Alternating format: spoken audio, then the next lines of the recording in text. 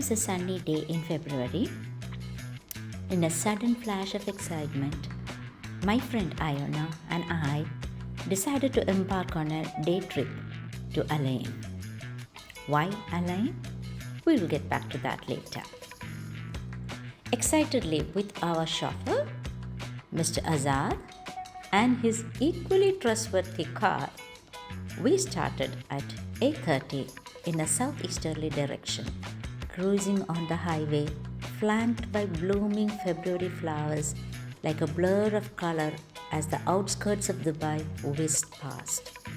As we did so, we crossed the railway underpasses below the brand new Etihad rail, a magnificent lifeline for the desert with its characteristic white rakes and the now famous red and black logo, my first exposure with the historic railway line. By and by, as the skyline of Dubai receded into the distance, in our rear view mirrors, there was more desert and less human habitation. As we approached Alain, the red sand dunes appeared in a distance.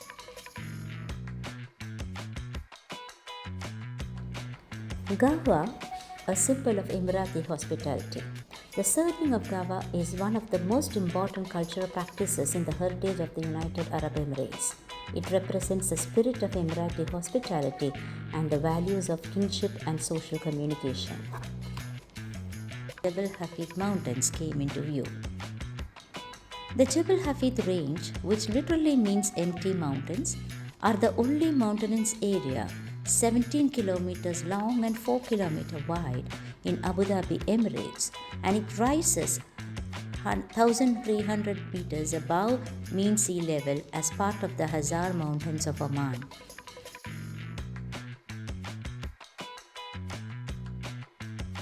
This striking geological landmark offers a startling view of Alain, and it is cut across by an impressive 12-kilometer long stretch that ranks among the top 10 mountain roads in the world.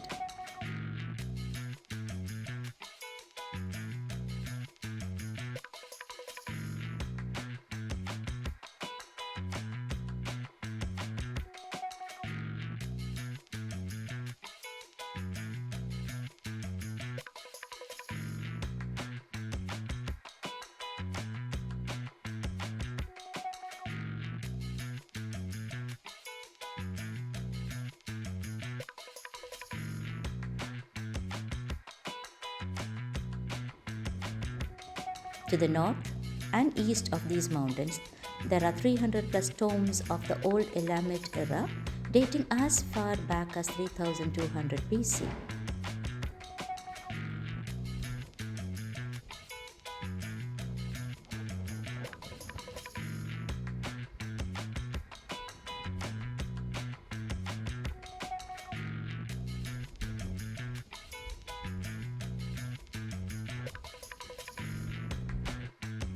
Archaeological excavations of some of these tombs have revealed stone beads, copper, pottery of Mesopotamian origin, suggesting ancient trade.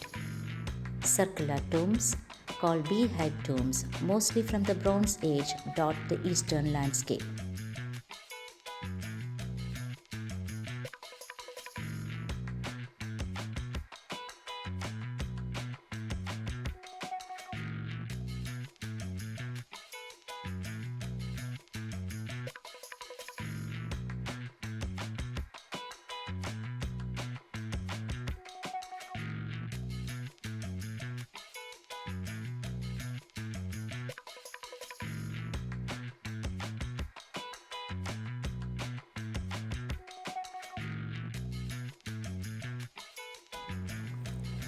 Al-Jahili Fort, one of the largest forts in the UAE, was built in the late 19th century by Sheikh Zayed bin Khalifa I, 1855 to 1909. It is both a symbol of power and as a royal summer residence. The original fort consisted of a square fortified enclosure and a distinctive four-story circular tower. Al-Jahili Park. This park is one of the most beautiful parks in the city as it offers both greenery and cultural attractions. It has lush palms and gardens, pools and lagoons, and provides a tranquil retreat for its visitors. It hosts a variety of activities such as open air concerts, picnics, sporting events, and hosts educational events for visitors. It also serves as a sanctuary for the local Ghazale population. Visitors can explore its historical sites such as the Palm Grove, the forts of Al Jahili and the Salahuddin, the Al Ain Museum, and ancient Falaj irrigation system.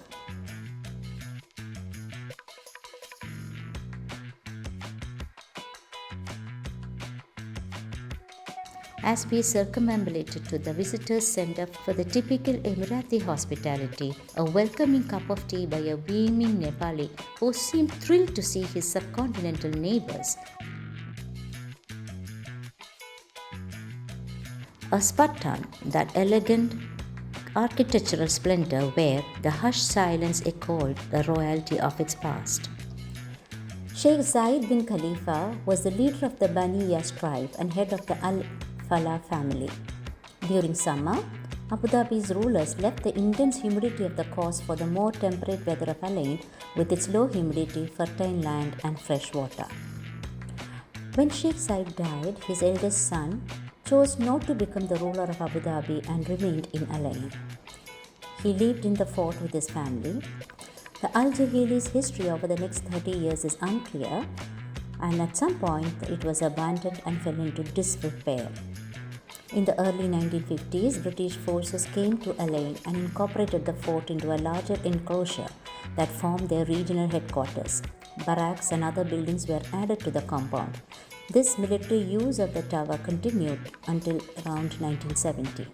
In 1985, early restoration work was done on the fort, while in 2007 to 2008 the fort underwent a major rehabilitation project.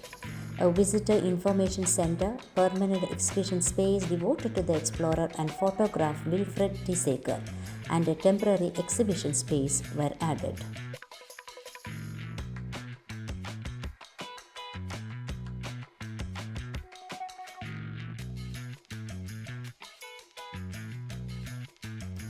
There were cartridges, musketry, sheepskin camel saddles, and the Emirati dragger, the coastal variant of which had a small size and sharp angles.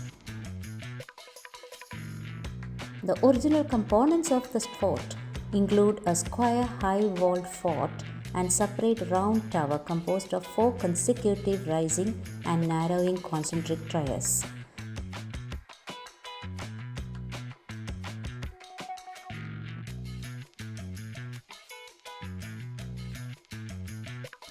It was already noon and we were exhausted and really wanted to have a taste of the Emirati food. And we chose Al Fanar Restaurant and Cafe. Al Fanar Restaurant and Cafe began as a dream to showcase the culinary wonders of the Emiratis.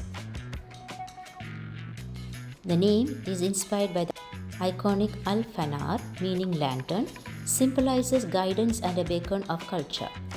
From a family-run eatery, they have grown into a beloved destination for both locals and tourists seeking authentic Emirati dishes. It is located near Souk Al Zafrana, next to the Al Kabisi Wedding Hall.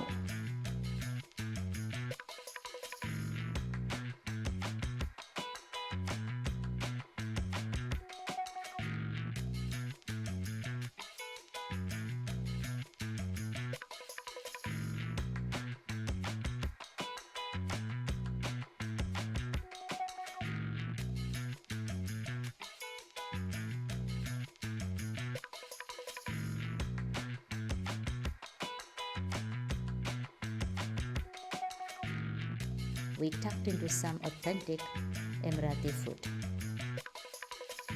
Al Ain Oasis, a central element of the UNESCO cultural sites of Al Ain. Al Ain Oasis is fed by a traditional Falaj irrigation system and is located in the middle of the city. Al Ain Oasis preserves a culture and a way of life going back thousands of years. It covers 136 hectares and is the largest oasis in Al Ain.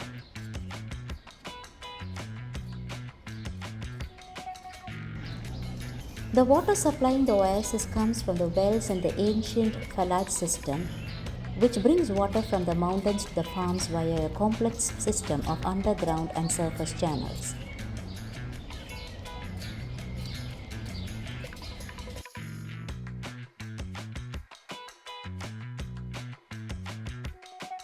Al Ain Palace was one of the residences of the late Sheikh Zayed bin Sultan Al Nahyan, the founding father and first president of the UAE. He lived there with his family until 1966 when he moved to Abu Dhabi as the new ruler of the emirate. The palace provides a glimpse into the life of the ruling family and the culture of the local community before the union in 1971. Al Ain Palace dates back to 1937 and was built in the traditional architectural style of Al Ain. It is significant for its close association with the life and story of Sheikh Zayed bin Sultan Al Nahyan during his 20 years as ruler's representative in Al Ain. It stands witness to the great transformations that Al Ain went through from the middle of the last century to the present day.